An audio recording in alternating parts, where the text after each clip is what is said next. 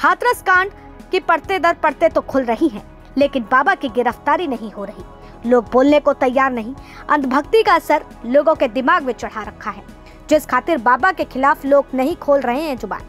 आखिर बाबा का ऐसा दबदबा क्यों है? आखिर बाबा को चाहने वाले इतने क्यों हैं?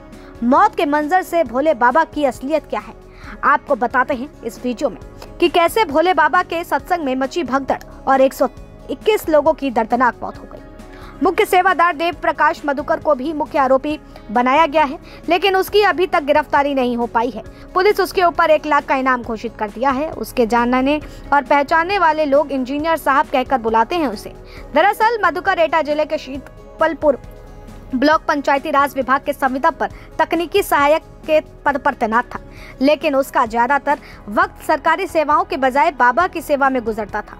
फरार आरोपी मधुकर का इतना रसूख इतना है कि उसके खिलाफ कोई जबान तक नहीं खुलता।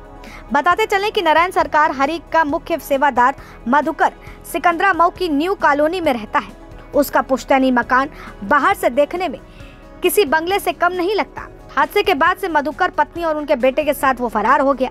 पुलिस उसकी तलाश में लगातार अलग अलग जगहों पर छापेमारी कर रही है। माना जा रहा है कि उसके पकड़ने में आने के बाद ही बाबा के आश्रम को लेकर कई बड़े खुलासे हो सकते हैं। फिलहाल मधुकर के अतीत को नजदीक से जान लेते हैं। तकरीबन 20 साल पहले देव प्रकाश मधुकर भोले बाबा के संपर्क में आया था। सिस्टम में रहकर सत्संग और सेवा के जुटा मधुकर अचानक ही बाबा का खास हो गया और बाबा ने उसके आयोजनों की जिम्मेदारी सौंप दी। मधुकर हजारों की संख्या में लोगों को बाबा का अनुयायी बनाना चुका। हाथरस में हुए सत्संग के सभी जिम्मेदार पंडाल को लेकर बिजली और सुरक्षा की उसकी ही कंधों पर थी।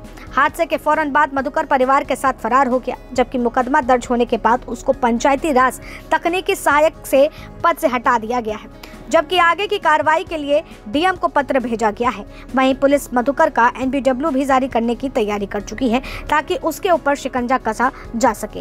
हालांकि बाबा की तलाश से पहले इस मधुकर का मिलना बहुत ही जरूरी है पुलिस वालों के लिए, क्योंकि कहीं ना कहीं इसके मिलने से बाबा कहाँ छुपा है, बाबा कहाँ फरार है, बाबा की क्या असलियत है, वो सारी कहानी जो है परते दर परते खुल करके सामने आएगी।